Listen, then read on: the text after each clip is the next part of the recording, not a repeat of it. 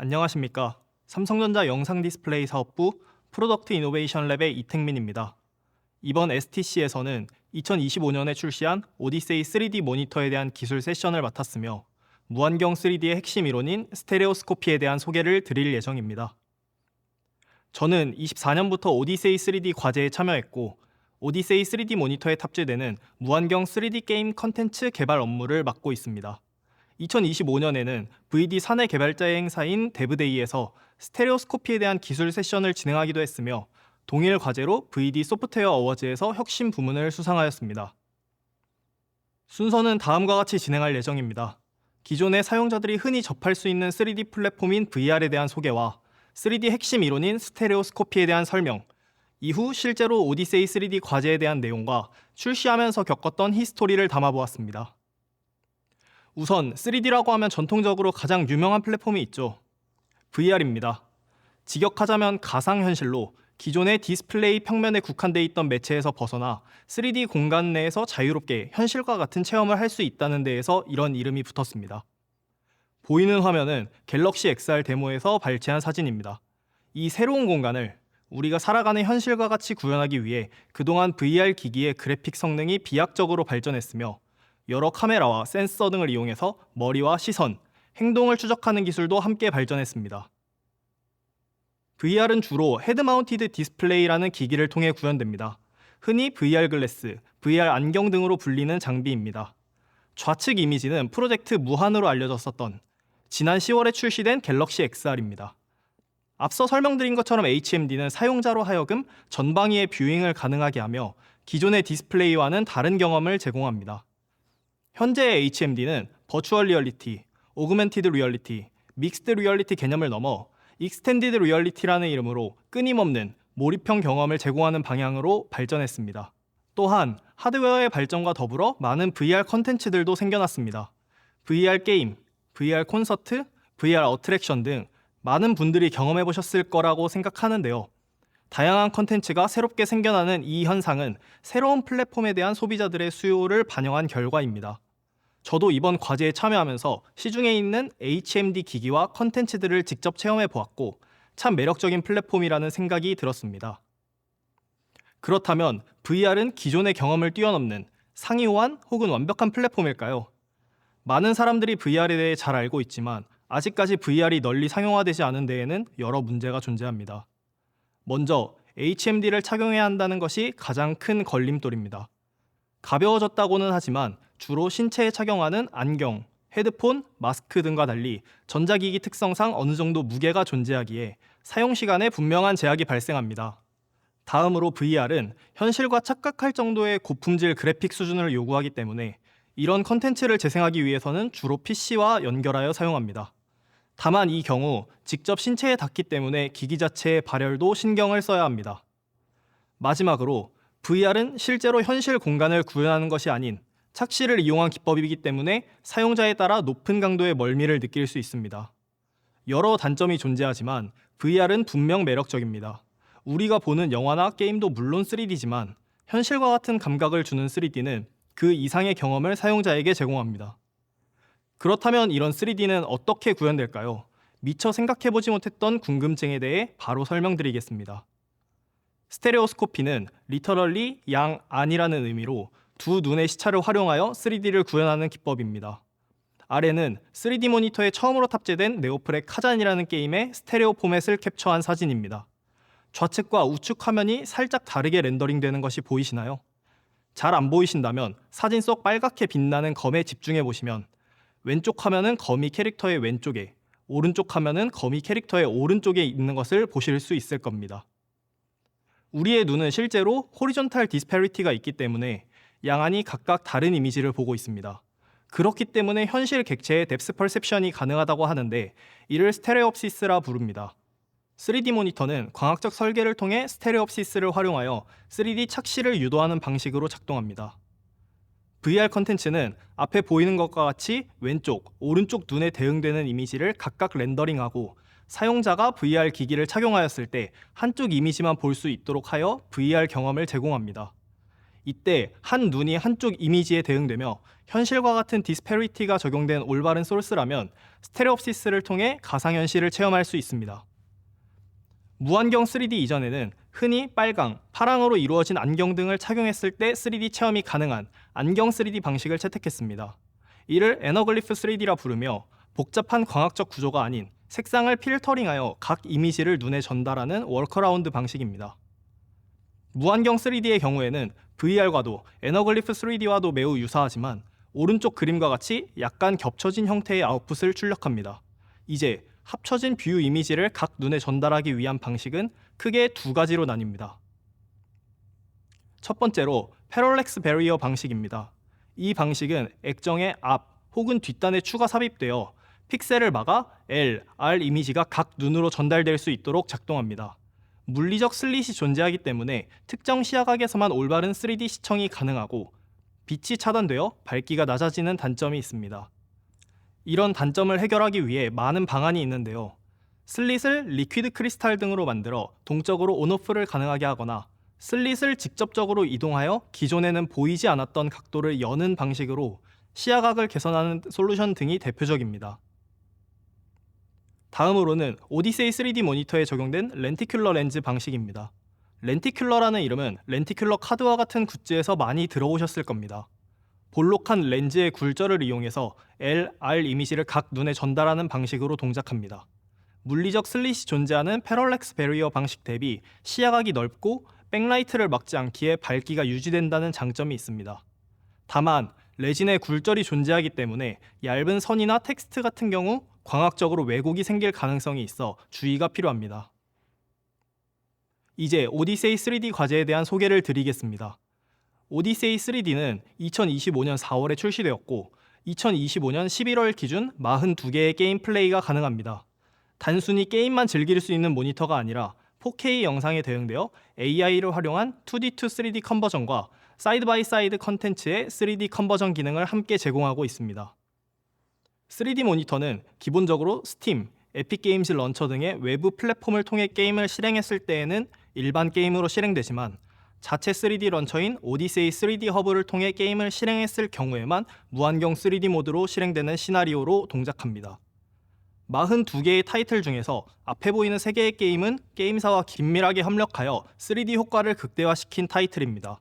새로운 플랫폼에는 많은 컨텐츠뿐 아니라 좋은 컨텐츠도 필요합니다. 모니터 출시 이전, 이후로 꾸준하게 게임사와 함께 트라이얼 앤 에러를 겪으며 현재까지 탄생한 새 타이틀은 장시간 플레이 가능성, 웰 메이드 3D라는 가치를 지키기 위해 노력했고 많은 공을 들인 결과 성공적으로 3D 모니터에 탑재할 수 있었습니다. 게임은 다음과 같은 순서를 거쳐 최종적으로 3D로 렌더링됩니다. 우선 기존 게임을 사이드 바이 사이드 포맷으로 변경합니다. 여기서 사이드 바이 사이드 텍스처를 스테레오스코픽 이미지라 표현하기도 합니다. 이때 각 뷰는 포스트 프로세싱이나 슬레이트 등 모든 렌더링 패스가 포함된 결과여야 합니다.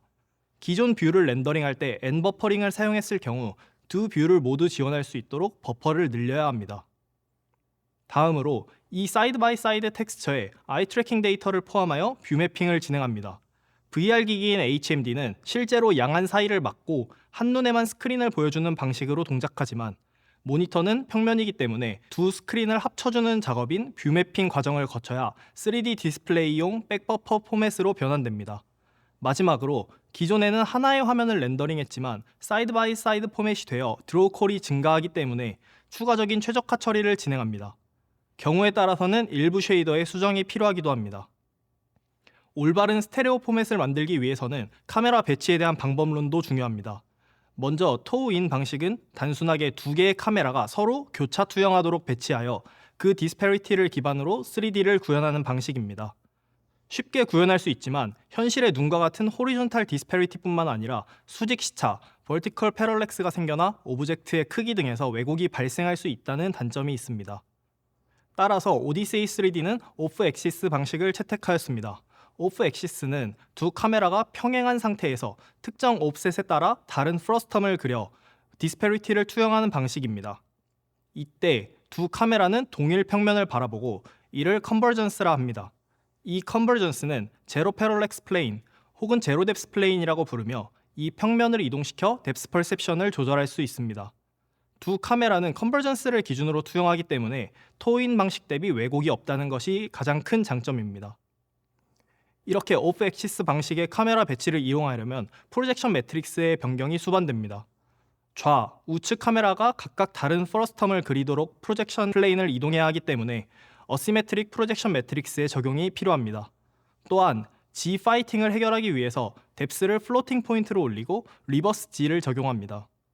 또한 가장 중요한 점인데 게임에는 수많은 구성 요소가 있고 그 중에는 오브젝트에 귀속되어 뎁스 퍼셉션이 필요한 컴포넌트가 일부 존재합니다. 이런 컴포넌트들의 경우에도 프로젝션 매트릭스 수정이 필요합니다. 다만 이러한 수정이 항상 만능인 것은 아닙니다. HUD를 제외한 UI는 기본적으로 오르소그래픽 프로젝션을 통해 컨버전스, 즉 제로 플레인에 그려지는 것이 일반적입니다. 추가로 섀도우 맵 렌더링 패스와 같은 보조 뷰들도 이제 LR 디스패리티와 무관하기 때문에 프로젝션 매트릭스의 수정이 필요하지 않습니다. 이 스크린샷은 퍼스트 버스커 카잔 게임에서 사용된 스테레오스코픽 HUD를 보여줍니다. 해당 HUD는 게임 속 귀검이라는 오브젝트에 부착되어 있기 때문에 좌우 눈 시차를 고려한 스테레오스코픽 프로젝션 매트릭스로 렌더링됩니다. 다음으로 피해 거짓에서 보이는 2D UI입니다. 함께 보이는 모서리의 UI들 역시 컨버전스에 그려지는 UI로 프로젝션 매트릭스의 수정이 필요하지 않은 컴포넌트의 좋은 예시입니다. 무안경 3D 모니터는 평면의 양한 이미지를 모두 그려야 하기 때문에 동일한 16:9 모니터라는 구조 하에서 각 눈에 그려지는 수평 해상도가 절반이 됩니다. 따라서 3D 상태에서 높은 화질을 보기 위해서는 패널의 해상도 자체가 높아야 하고 현재 출시된 3D 모니터의 경우 4K 해상도를 탑재하고 있습니다. 무안경 3D 모니터 오디세이 3D는 지난 4월에 출시되었습니다. 개발 시기부터 지금까지의 큰 줄기를 간략하게 정리해보았습니다. 런칭 전에 오디세이 3D는 크게 3번의 행사에서 공개되었습니다. 2024년 CES에서 컨셉이 공개되었으며 최고의 혁신상 베스트 이노베이션을 수상하였습니다.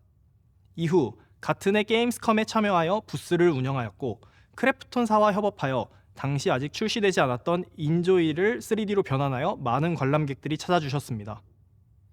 한국에서 가장 큰 게임 행사인 G스타에서는 프라이빗 전시를 진행하였고 다양한 게임사를 만나며 3D 게임에 대한 노하우를 나눌 수 있었습니다.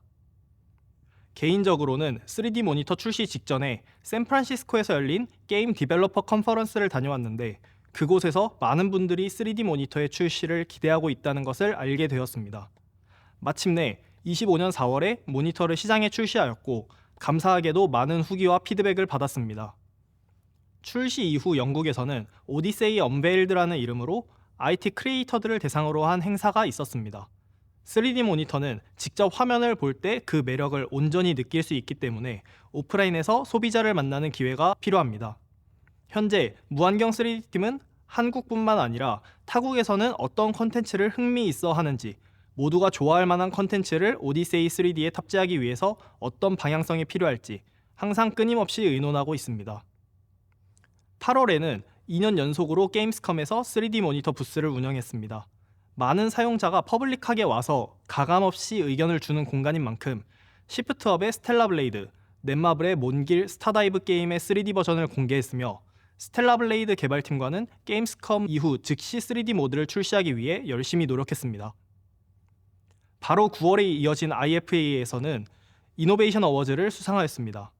게임스컴은 게이머들을 위한 행사였다면 IFA에서는 보다 다양한 사용자들을 대상으로 양질의 후기를 들을 수 있었습니다. 일본에서 가장 큰 게임 행사인 도쿄 게임쇼에는 넷마블사의 몬길 스타다이브 부스에 오디세이 3D 모니터를 지원하였습니다. 사진에서 보시다시피 많은 관람객들이 줄을 서서 시연에 참여할 만큼 성황리에 모니터 시연을 진행했습니다. 마지막으로 가장 최근 한국 시간으로는 추석 기간에 브라질 게임쇼에서 오디세이 3D 모니터 전시가 있었습니다. 이처럼 꾸준하게 오프라인에서의 공개가 있는 만큼 게임사와 함께 계속해서 차별적인 경험을 제공할 수 있도록 갖은 노력을 다하고 있습니다. 3D 모니터에 관심이 있으시다면 가까운 매장을 방문하셔서 직접 확인하실 수 있습니다. 또한 그렇기에 매 전시에서는 어떻게 하면 더 좋은 3D 경험을 제공하고 더 새로운 컨텐츠를 보여드릴 수 있을지 꾸준히 고민하고 있습니다. 3D 모니터는 단순하게 VR과 비교되는 대체제가 아니라 사용자들에게 더 이머시브한 경험을 제공할 수 있는 새로운 플랫폼입니다. 아직은 희망사항이지만 언젠가 3D 시장이 활성화되고 이 영상을 시청하시는 분들과 함께 3D 개발을 하는 미래를 그려보면서 이번 STC의 스테레오스코피의 2회 세션 마치도록 하겠습니다. 지금까지 삼성전자 영상 디스플레이 사업부 프로덕트 이노베이션 랩의 이택민이었습니다. 들어주셔서 감사합니다.